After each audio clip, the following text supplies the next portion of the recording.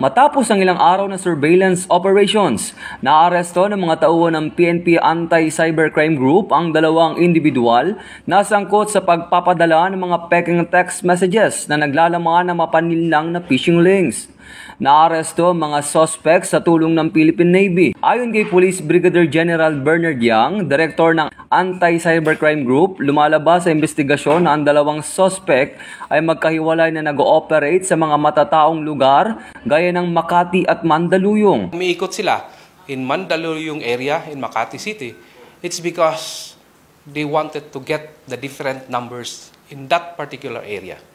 Ang mga suspect ay pareho ng modus operandi kung saan sila ay gumagamit ng mga peking text blast upang maipadala ang mga mapaninlang na link sa mga cellphone numbers na kanilang nakukuha. Nagpapaalala naman si Police Brigadier General Yang na maging mapanuri at mag-ingat sa pagtanggap at pagbubukas ng mga text messages na may link upang maiwasan ng scam. Sa ating mga kababayan, ito po pinapakita natin dahil alam natin na malapit na magpasko. Marami pong klaseng modus online na posible po tayo mabiktima. Huwag po tayo basta-basta maniniwala sa mga text messages na nare-receive natin, sa mga email messages na nare-receive natin, o kaya man o sa tawag.